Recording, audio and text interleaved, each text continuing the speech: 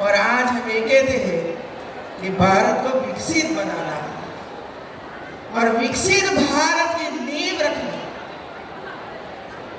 तो आज के जो हमारे आंगनवाड़ी में जो बच्चे हैं, वो बच्चों को हम हेल्थ के क्षेत्र में अच्छे नहीं बनाएंगे, शिक्षा के क्षेत्र में अच्छे नहीं बनाएंगे, योग जैसे कार्यक्रम करके उनका स्वास्थ्य अच्छे नहीं बनाएंगे और उसके विकास के लिए हम प्रयास नहीं करेंगे, तो आने वाले 25 साल उसके कंधे पर देश का विकास की जिम्मेवारी उनके पास आने वाली है। वो तो हम भूल जाते हैं।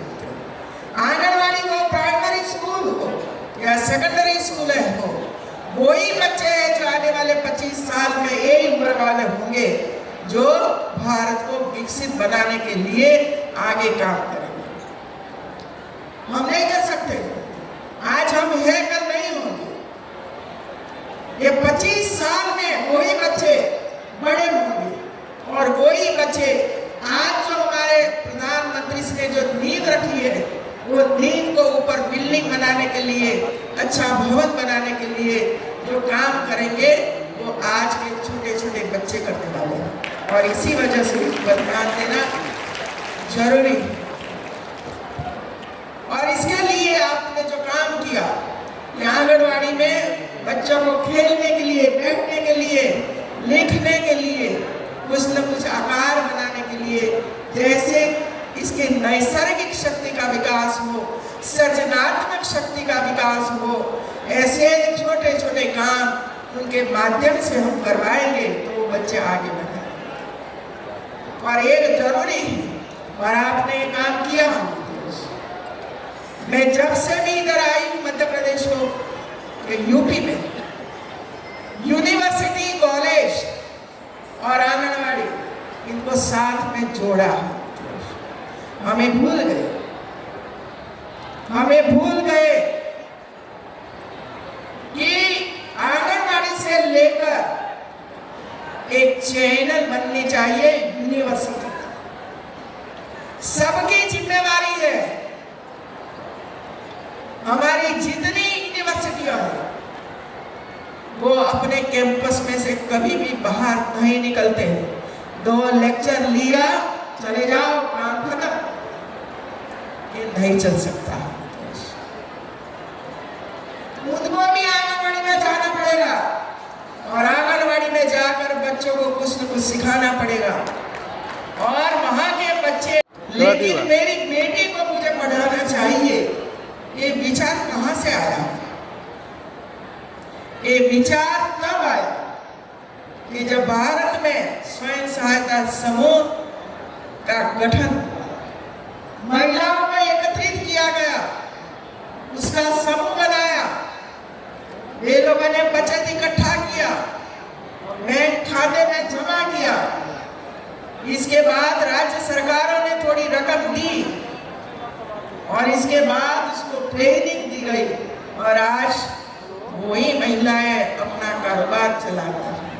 वो तो आत्मा भारत, वही आत्मा भारत है मित्रों। हर महिला आत्मनिर्भर बननी चाहिए। इस दिशा में जब ये काम हो रहा है, तब स्वयं सहायता समूह को ये पता चला, हमें भी पता चला कि हम भी कुछ कर सकते हैं, हम भी कुछ कर सकते हैं, हम भी आत्मनिर्भर बन सकते हैं। और आज जब मैं जनपदों में जाती हूँ और ये महिला स्वयं सहायता समूह को देखती हूँ, उनके द्वारा बनाई गई जो चीजों का डिस्प्ले होता है, प्रदर्शन लगाया जाता है, वो जब मैं देखती हूँ तब मुझे लगता है कि अब सचमुच में भारत विकसित हो रहा है। क्योंकि जब महिलाएं विकसित होती है ना, तब भारत विकसित होता है।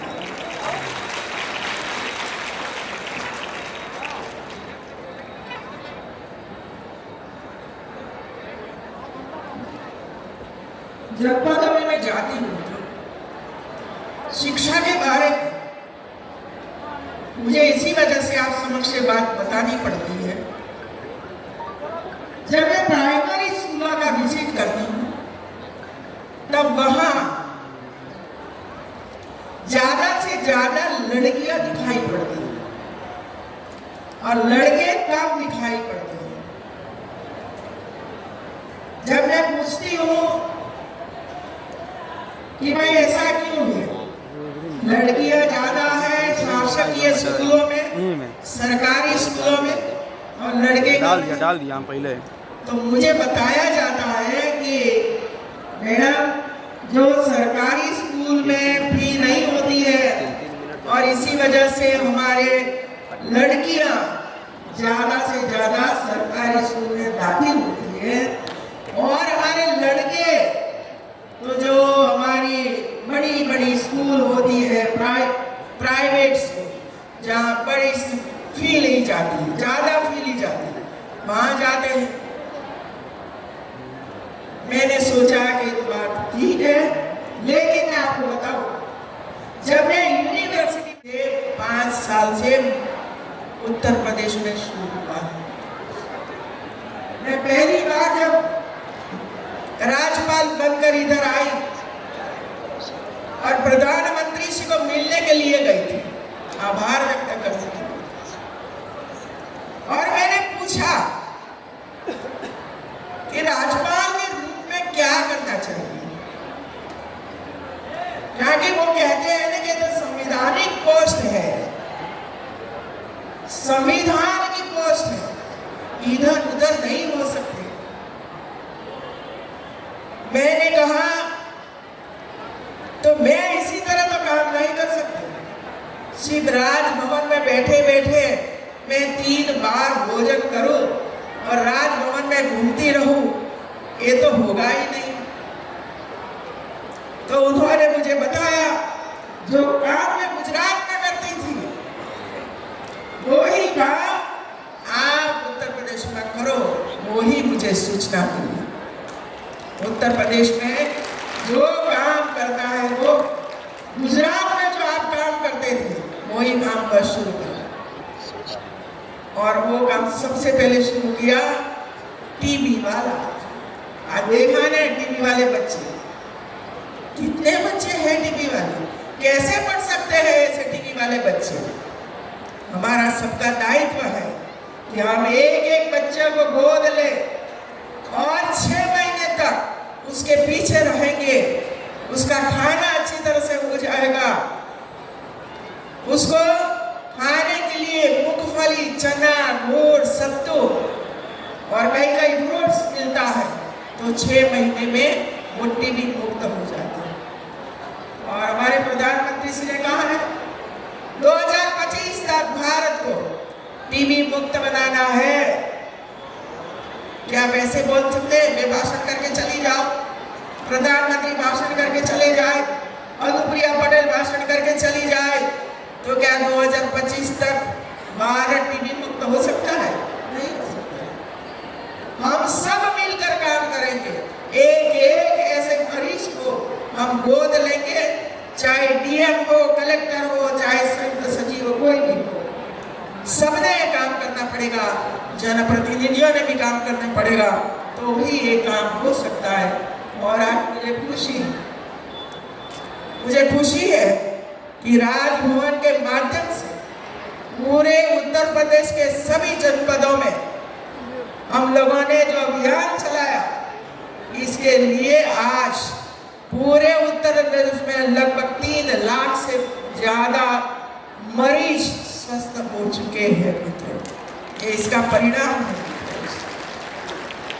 आज भी ऐसी किट कई बच्चों को दी गई थी और आगे भी ये काम चलता रहेगा, और चलता रहेगा, इतना ही नहीं करना ही पड़ेगा। जहां जो सर्वश्रेष्ठ जो प्रदर्शन करती है महिलाएं या तो लड़के लड़कियां, उनको अवार्ड दिया जाता है, गोल्ड मेडल, कांस्य चंद्रक दिया जाता है, और इसमें मानो कि 100 लोगों को दिया जाता है, तो इसमें 80% गोल्ड मेडल लेने वाली लड़कियां हैं और 20% लड़के हैं। फर्क देखा आपने? जो लड़कियां सरकारी स्कूल में फ्री में पढ़ती है